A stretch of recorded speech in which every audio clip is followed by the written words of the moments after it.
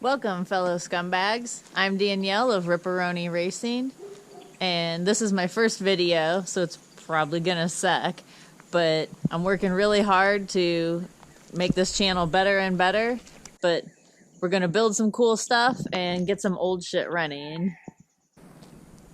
Hello, kitty. Is this your car? 1986 XR4TI that I have temporarily stolen the front wheels from, but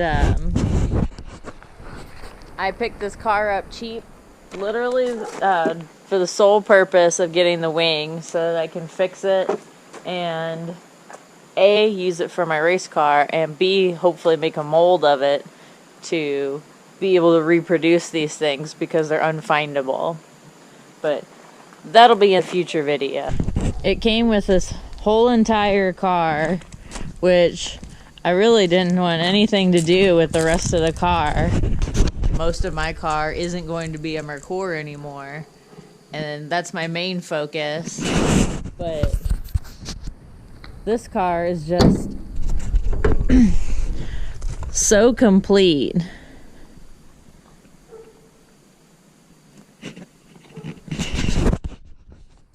That I decided that I want to try and get it running as cheap as possible. So this is going to be the main focus of these first few videos until I can start hacking into the real main priority of this channel. But it is not currently here. It's here at my home away from home, Crane Auto Works in Crestwood, Missouri. But this is it, the race car project.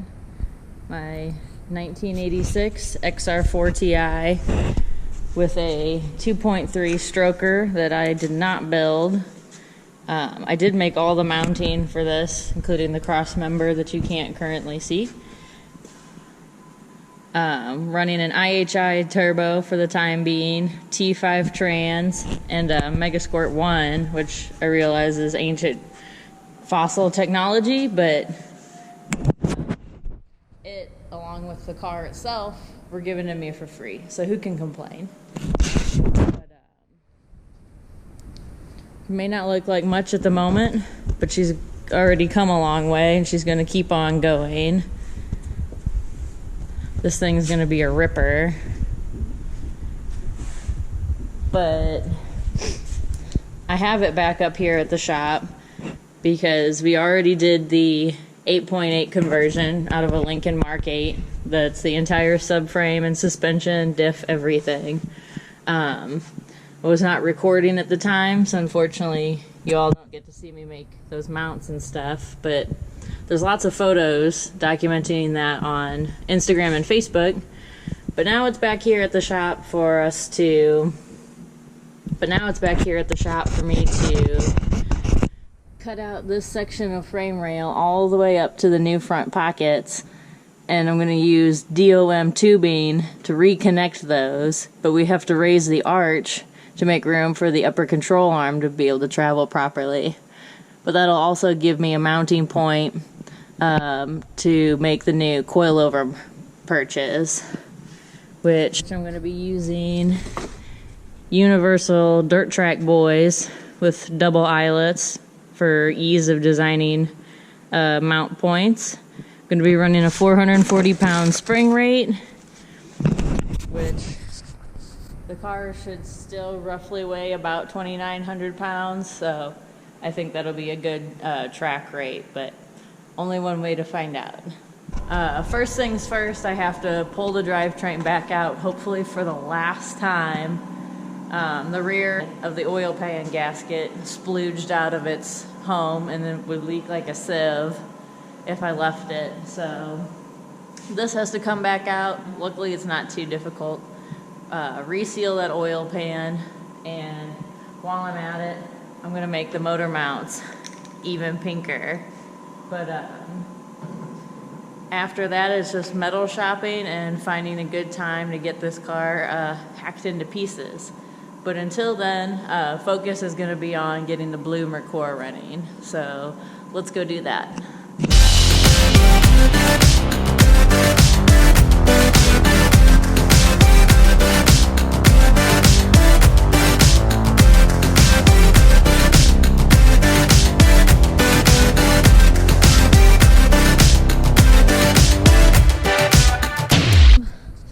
red lights so far. Didn't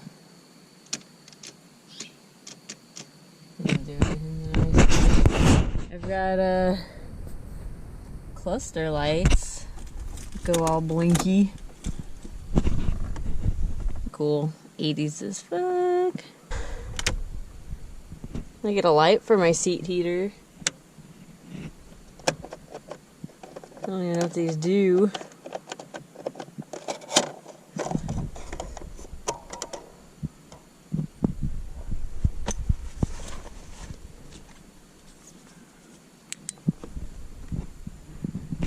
Is that something to do with tape decks? I have like the slightest, not the slightest idea.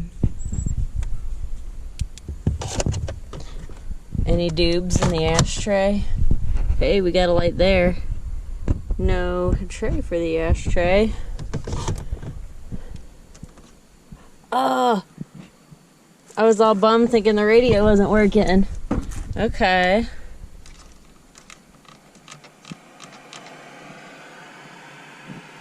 Like the faintest rustling. None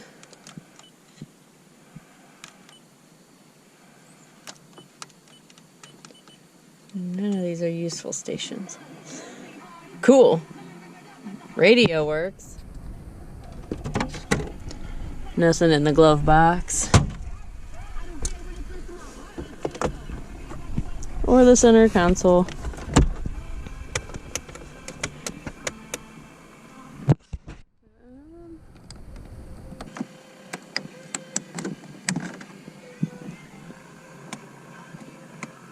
No power mirrors. No window motors. The HVAC is vacuum actuated stuff, so I don't know how any of that shit works. Doesn't. Oh, here we go. Fan.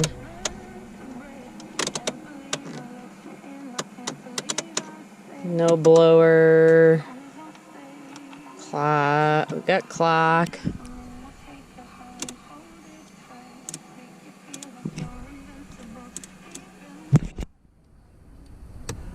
Oh.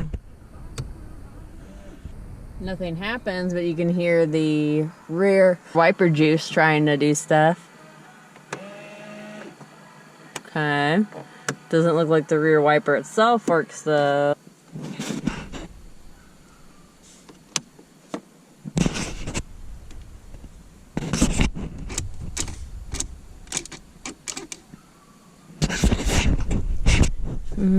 Alright, well.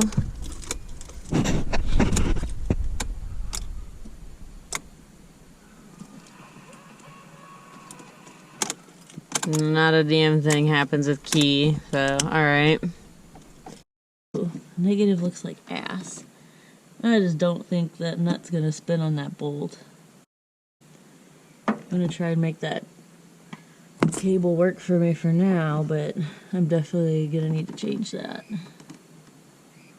This terminal's broken and rusty, and I don't know what's making a connection worth a damn. But I don't feel like dealing with it right this second.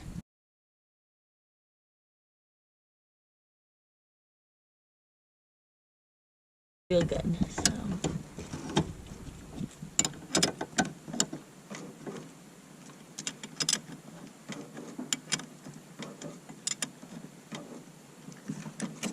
Trying to plug this up whenever I'm not using it.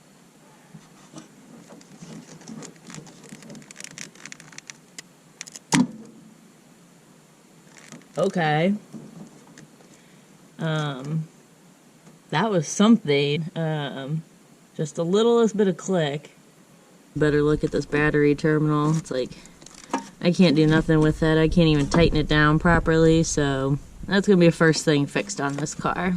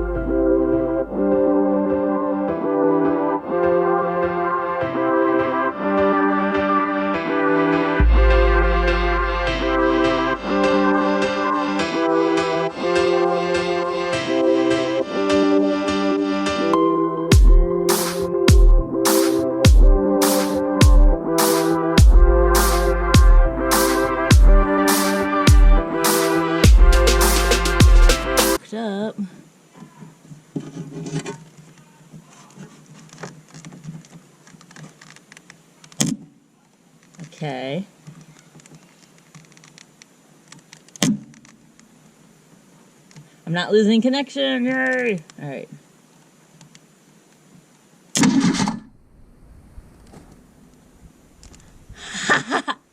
It fucking cranks! Okay. Yes! Oh, that's so exciting. Okay. So now...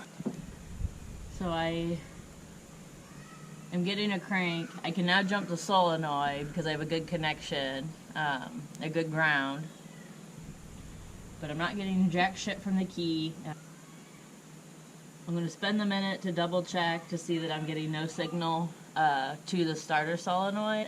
But we're getting closer, ruling things out. So it may end up being that I have to take apart all this looming and follow the wire to figure out.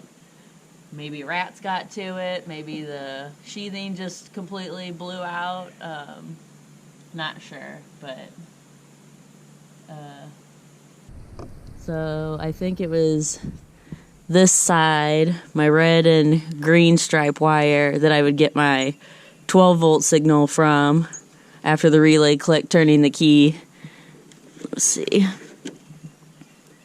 Well, maybe it was this side, because that's the black and yellow wire there from the ignition cylinder. And my black wire goes to the neutral safety switch, and I'm not getting anything from that.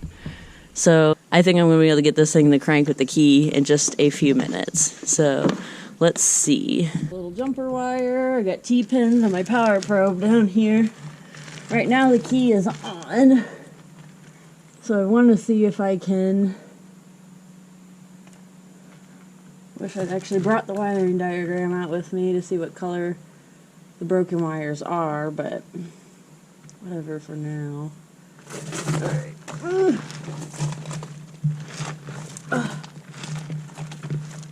Definitely feels a lot better out here than out in the sun. Oh, crap. This only has 3 wires. Why? So, I'm not positive if you guys are going to be able to see. Those wires just look haggard as fuck. And up toward the top of the transmission up there, there's Uggs chewed on by rats. But the first thing that I had seen, so that's chewed on by rats too. So that would explain why stuff's not working. I want to fix that, but I'm hoping that for temporary purposes, maybe I can just bypass it.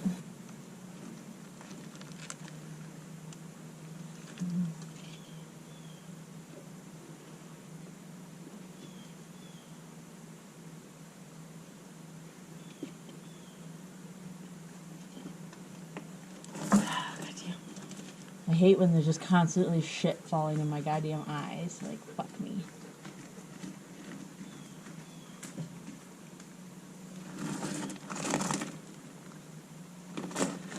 Ooh. Oh.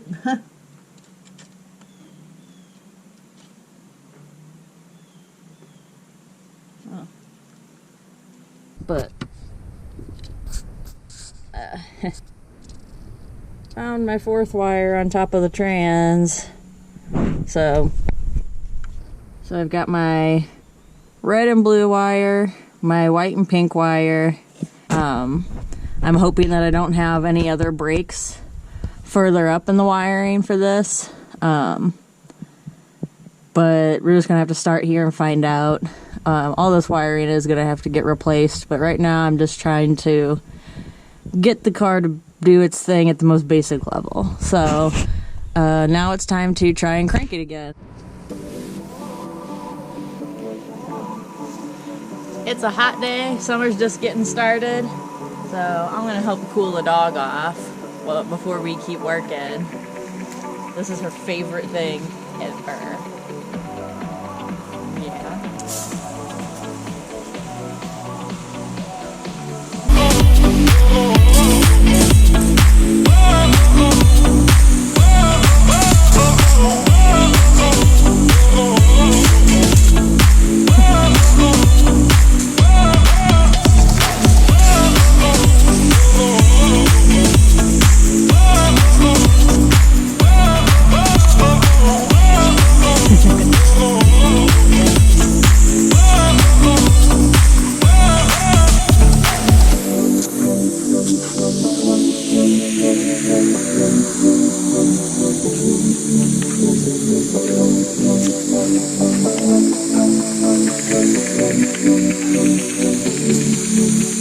Come on, baby.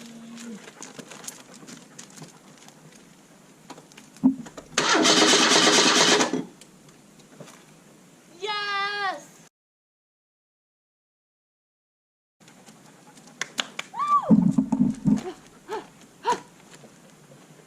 Yes! That's amazing! I'm so fucking excited. Woo! Ah, so awesome. Fuck. Now I just gotta figure out fuel. Next is gonna be figuring out fuel, which I'm not getting any priming. So I feel like I could just start checking wiring up here, but I feel like I need to get in the trunk and check out that inertia switch, which means crawling through and hoping I can unbolt the latch because the hatch is stuck. So welcome back, guys. This is my mama. She's gonna help me get this car started. I'm gonna have you crank it. All right, it should be ready.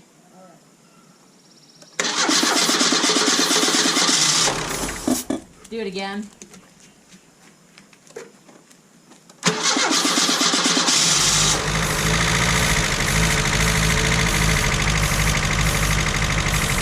Woo!